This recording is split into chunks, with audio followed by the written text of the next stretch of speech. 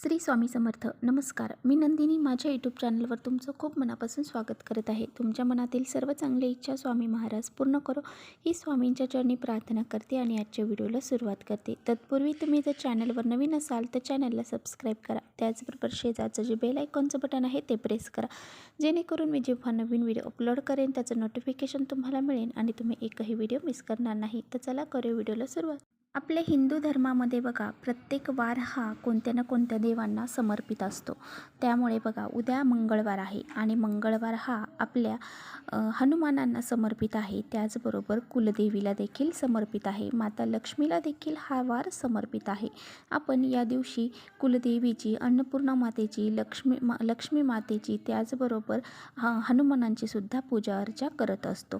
तर पहा, उद्या आपल्याला कुलदेवीला अशी ही एक वस्तू अर्पण करायची आहे, ज्यामुळे बघा आपल्या घरावर काही अडचणी असतील, संसारामध्ये काही आपल्याला प्रगती होत नसेल, तर ह्या सर्व गोष्टी ज्या आहेत ना त्या मार्गी लागतील. इतका हा प्रभावशाली उपाय मी तुमच्याशी आजच्या व्हिडिओमध्ये शेअर करणार आहे. त्यामुळे व्हिडिओ कुठेही स्किप न करता शेवटपर्यंत नक्की बघा, जेणेकरून तुमच्यापर्यंत योग्य ती माहिती पोहोचली जाईल. तर बघा, आपल्या कुळाचं रक्षण करणारी जी कुलदेवी आहे तर तिची आपल्याला मंगळवारच्या दिवशी म्हणजे पहा उद्या आपल्याला तिच्यासाठी अशा काही सेवा करायच्या आहेत, काही उपाय करायचे आहेत. तर बघा, आपल्याला आपल्या कुलदेवीसाठी दुर्गा सप्तशतीचा पाठ देखील तुम्हाला करायचा आहे.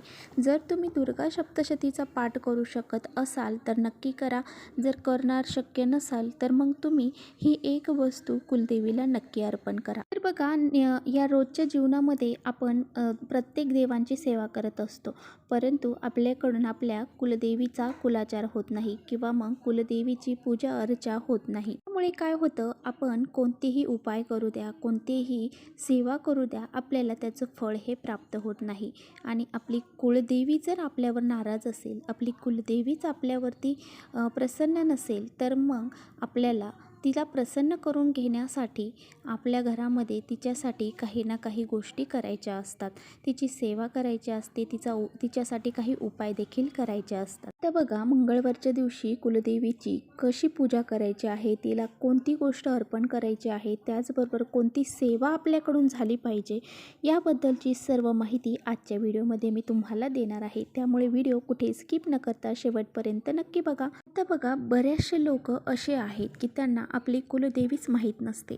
तर बघा, आपल्या आजी आजोबांना किंवा मग आपले जे काही पूर्वज आहेत, जे आपले थोर व्यक्ती आहेत, तर त्यांना आपण नक्की विचारा की तुमची कुलदेवी नेमकी कोणती आहे आणि त्यानुसारच तिची सेवा उपाय करत चला.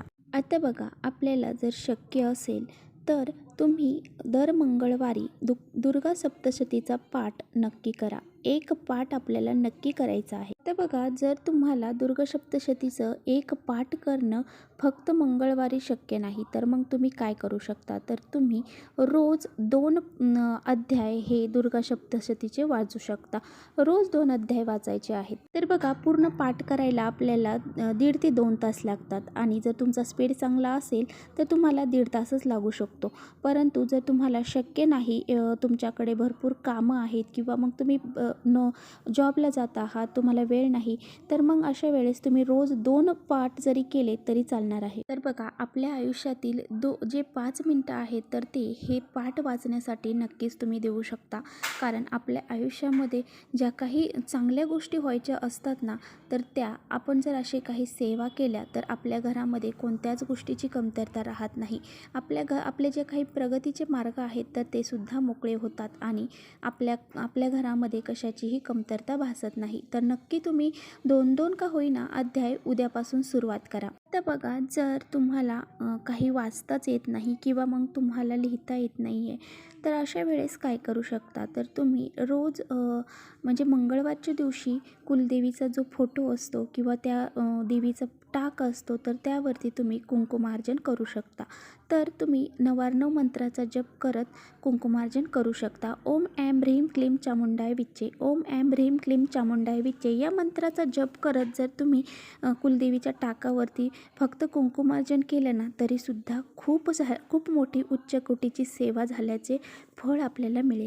कुंकुमार्चन करताना पहा आपल्या जी करंगळी आहे त्या शेजारचं बोट आणि अंगठा आणि त्याचबरोबर अंगठ्याच्या शेजारचं बोट, ह्या 3 बोटांनी पायापासून ते डोक्यापर्यंत कुंकू आपल्याला टाकायचं आहे. तर आपण अशा प्रकारे 11 वेळा जरी तुम्ही कुंकुमार्चन केलं तरी चालेल. तर बघा, आपली कुलदेवी जर आपल्यावरती प्रसन्न असेल ना, तर आपल्याला कोणतीही सेवा करू द्या, कोणतेही उपाय करू द्या, ते आपले फलदायी ठरत असतात.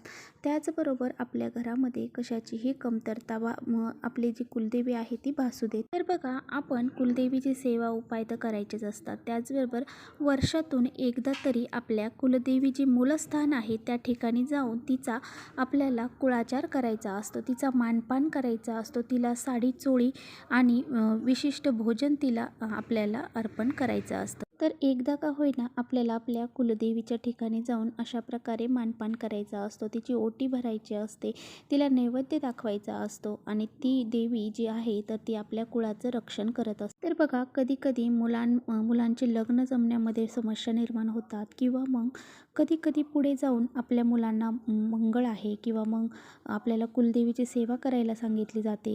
म्हणजे बऱ्याच ठिकाणी जाऊन आपल्याला भरपूर सारे पूजापाठ करावे लागतात. तर असे हे आपल्याला प्रश्न पुढे निर्माण होण्यापेक्षा आपण जर नियमित जीवनामध्ये जर आपण देवीची सेवा केली, उपाय केले, तर आपल्याला हे प्रश्न निर्माणच होणार नाही. आपण जर कुलदेवीची विशेष अशी सेवा केली, उपाय केले, तर बघा, आपल्या जीवनात जे काही अडचणी आहेत, जे काही आपल्या पतीच्या व्यवसायामध्ये तुम्हाला काही अडचणी निर्माण होत असतील किंवा नोकरीमध्ये काही निर्माण होत असतील, मुलांच्या अभ्यासामध्ये प्रगती होत नाही आहे, त्यांच्या जीवनामध्ये काहीतरी अडचणी निर्माण होत आहेत किंवा आपल्या स्वतःच्या जीवनामध्ये सुद्धा भरपूर साऱ्या गोष्टी घडत आहेत, तर असं होऊ नये यासाठी सुद्धा आपल्याला अशी ही कुलदेवीची जी काही सेवा आहे, उपाय आहे ते करायचे असतात. आता बघा, आपण कुलदेवीला लवंगसुद्धा अर्पण करू शकता.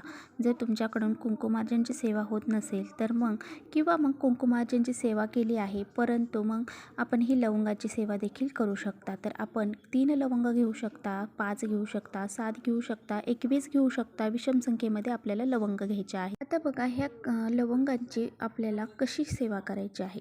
तर ह्या लवंगा आपल्याला 3 असतील, 7 असतील त्या हातात पकडायच्या आहेत, उजव्या हातामध्ये पकडायच्या आहेत आणि आपल्या कुलदेवीचा जो मंत्र आहे तर तो मंत्र आपल्याला म्हणायचा आहे. जर आपल्याला कुलदेवीचा मंत्र माहीत नसेल तर मग तुम्ही हा 99 मंत्र म्हणू शकता. ओम ऐं ह्रीं क्लीं चामुंडाय विचे, ओम ऐं ह्रीं क्लीं चामुंडाय विचे. हा कुलदेवीचा 99 मंत्र, हा 99 मंत्र आहे. तर हा मंत्र आपल्या सर्वांनाच माहीत आहे आणि जर माहीत नसेल तर तुम्ही हा मंत्र नित्यसेवा, स्वामींचं नित्यसेवा पुस्तक आहे त्याच्यावर 36 नंबर पान नंबरवर तुम्हाला हा मंत्र मिळून जाईल. तर हा मंत्र आपल्याला जप करायचा आहे.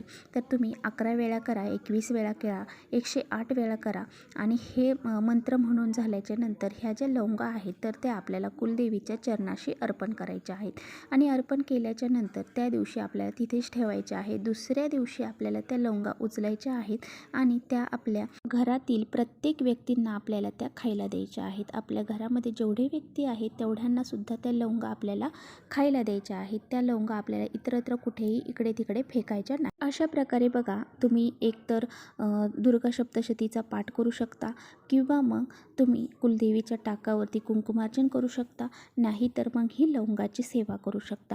तर या तिन्हीपैकी तुम्हाला जी सोपी पडेल ती तुम्ही सेवा करा आणि जर तिन्ही तुम्हाला करणं शक्य होत असेल तर तिन्ही केल्या तरी अतिउत्तम. उद्या आपल्या कुलदेवीची सेवा करायला अजिबात विसरू नका. तर चला, इथेच करते व्हिडिओचा एंड. व्हिडिओ आवडला असेल तर नक्की लाईक करा, चॅनलवर नवीन असाल तर चॅनलला सबस्क्राईब करा. परत भेटूया अशा छानशा व्हिडिओसोबत. तोपर्यंत श्री स्वामी समर्थ.